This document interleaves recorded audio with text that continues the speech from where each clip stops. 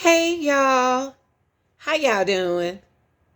Now look y'all, St. George News has some more information. I think whatever you get your information from, you just get your information from there.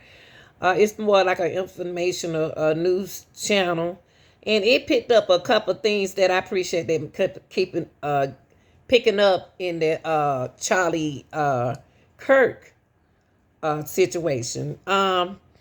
Now the things that you're going to hear inside this video is allegedly coming from me, but it is real coming from there.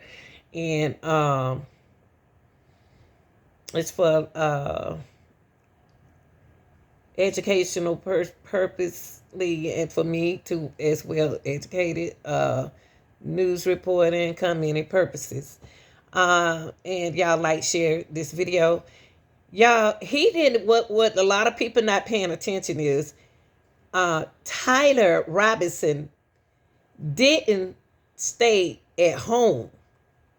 He lived on campus, like in a housing, nice, expensive housing unit for school.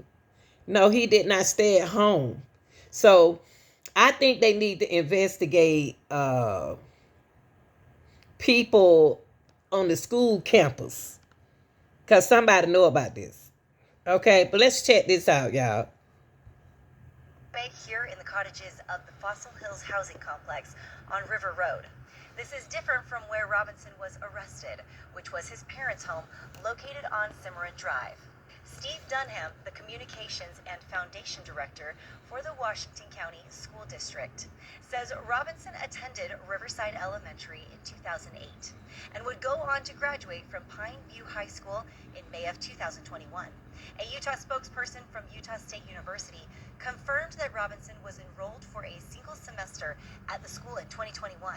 Finally, Dixie Technical College in St. George says Robinson is currently a third-year student in the electrical apprenticeship program. One of Robinson's neighbors, Shelby Holt, says she was shocked that someone like Robinson was living a few doors down the way. That's really scary. Like, you just never know nowadays, like, who people really are. Because he looks like a normal kid, like goes to college, and like, just like every other kid out here that goes to college. Wow. So it's kind of mind-boggling to know that like something's like that is just 5 houses down. A neighbor near the home of Robinson's parents, Melissa Tate, says she's grateful to the parents for making the difficult decision to turn their son to the authorities. I am so thankful for them. That had to be an unbelievable decision, and I should hope that all of us parents would do the same. I've not been in a situation, so I can't say. I have children, and I am very grateful that they did that, and I utmost sympathy for his family. I can't even imagine what they're going through right now. This is Monica McLaughlin for St. Okay, my subscribers, this is what else I found for you. Now, let me remind some of my other my subscribers that whatever you learn about on another channel, you keep that information on that channel over there, okay? Because I didn't do my research on that information. So whatever they talked about, keep it over there and you talk to them about it, okay? Because what you learn and everything and observe, that's what you did. But I'm not talking about the same thing they talking about. I'm keeping my research for my community. And if you like it, you like it. If you don't have to listen to it.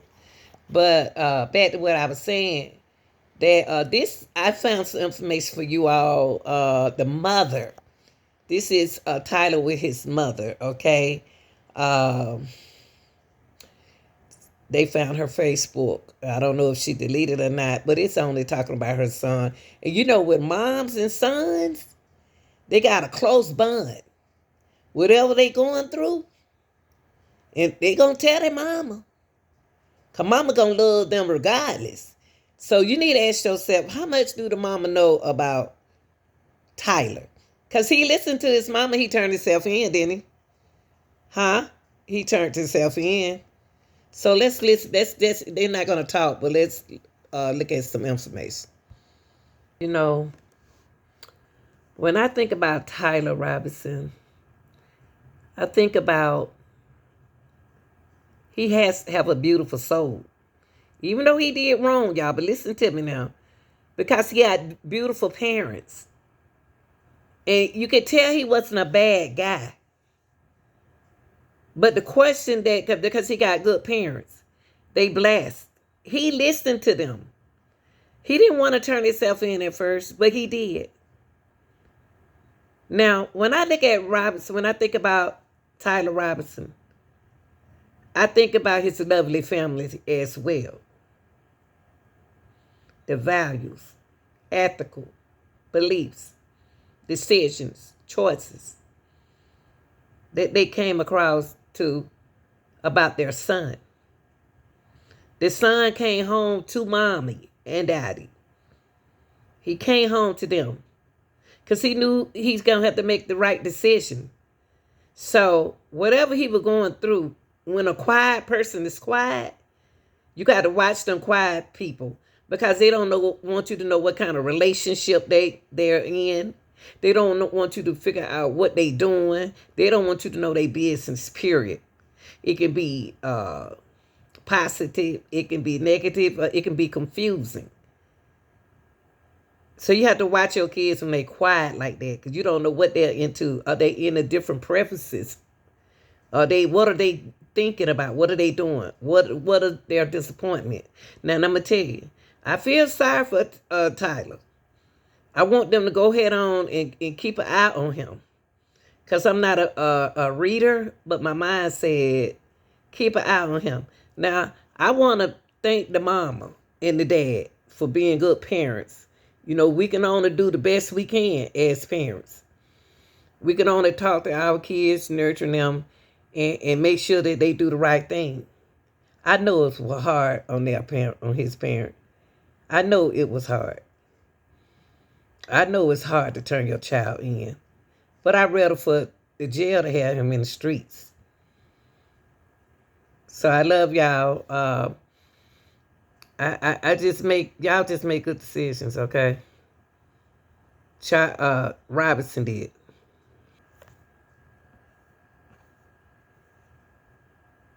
No wonder Tyler Robinson's father voluntarily turned his son over to the FBI. There are three chilling truths behind it. First, Robinson's father recognized him from the FBI released photos and urged him to surrender for the murder of Charlie Kirk. According to a law enforcement official, Tyler initially refused but later changed his mind. Second, Tyler was no ordinary college student. At 22, he had received a full 4-year scholarship to Utah State University but dropped out after just one semester. At the time of the incident, he was a third-year electrical apprentice at Dixie Technical College. Family and neighbors described him as shy and quiet, never causing trouble. His family is a typical MAGA Mormon household. His grandmother even said, "Our whole family is Republican." Yet no one expected this normally calm young man to suddenly develop such strong political hostility, especially toward Charlie Kirk. Third, the family background made the situation even more sensitive. Tyler's family is deeply connected to the MAGA movement in the Mormon community. Had his father chosen to stay silent, not only Tyler, but the entire family could have been labeled as condoning extremism. So, while it may seem natural that Tyler Robinson's father came forward, the complex truths behind his decision are far more chilling than any news report. No wonder Tyler Robinson's father... Y'all, you know what's so shocking about this family? The whole family is Republican. The whole family, they said that the mom and the dad said that it's nobody in the family that who they can think that's not a Republican. That says a lot, y'all. The Republican, I guess, I don't know what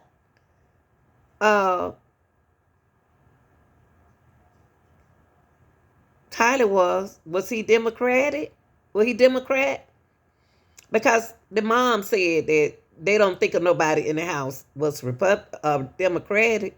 So he must not be Democratic. He had to be Republican. Because the mom said that no, she can't think of no one else. That's his father.